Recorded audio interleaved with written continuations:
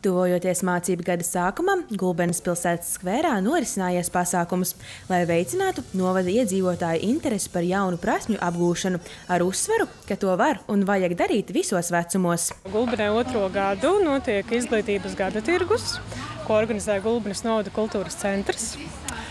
Šeit ar domu ir tādu gribas piesaukt saukli mūžu dzīvo, mūžu mācies, lai šajā mūsu pilsētas skverā satiktu gan izglītības iestādes, gan privātos sektorus, kas piedāvā dažādus pulciņus, kolektīvus, dažādas prasmes, visu mūžu mācīties un sevi pilnveidot. Izglītības gada tirgus ir netradicionāls pasākumu formāts, kādā pilsētas iedzīvotāji var daudz vieglāk iepazīt interešu izglītības piedāvājumu Gulbenes novadā.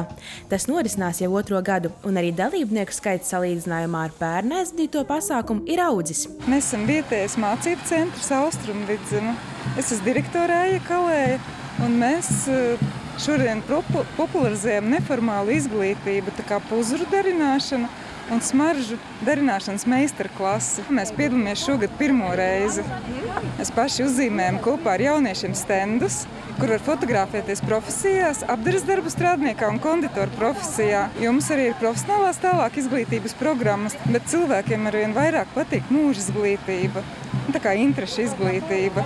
Un mēs mēģinam veidot tādas programmas, kas cilvēkiem pēc cilvēku pieprasījuma. Vēl lielu atsaucību pasākumu laikā izpelnījās jauniešu centra stends, kurā ik viens varēja atrast sev interesējošu nodarbi. Mēs piedāvājam gan radošās darbnīcas, ko paši mūsu jaunatnes darbinieki pasniedz jauniešiem, gan izzinošas spēles un arī spēles, kas palīdz atraisīties, izveidot komunikāciju, dažādas palīdz jauniešiem arī padomāt par kaut kādiem sapņiem. Visādas izzinošas spēles, kas arī palīdz ikdienai jauniešiem būt citādākiem. Kā arī hennas, ko arī jaunieši paši māca, un arī šobrīd mums ir starptautisks projekts, līdz ar to starptautiskie jaunieši sniegs dažādās deju soļus rādīs un arī teātrē ir dažādas metodes. Pasākumu izbaudīju un apmeklēju iedzīvotāji visos vecumos. Kāds izmantoja iespēju nofotografēties, kāds izmēģināt aušanu uz stellēm, bet vēl kāds gatavojās nākamajam darba cēlienam. Iedvesmu, idejas, praktiskas lietas, kā drusiņi iziet no tā ikdienas mācību procesa, varbūt drusiņi paskatīties citādāk uz to mācību stundu. Tātad katrs šeit varēja atrast ko noderīgu un izmantot iespēju satikt visa veida izglītības pakalpojumu sniedzējus, jo, lai apgūtu jaunas prasmes, svarīgākā ir vēlme darīt.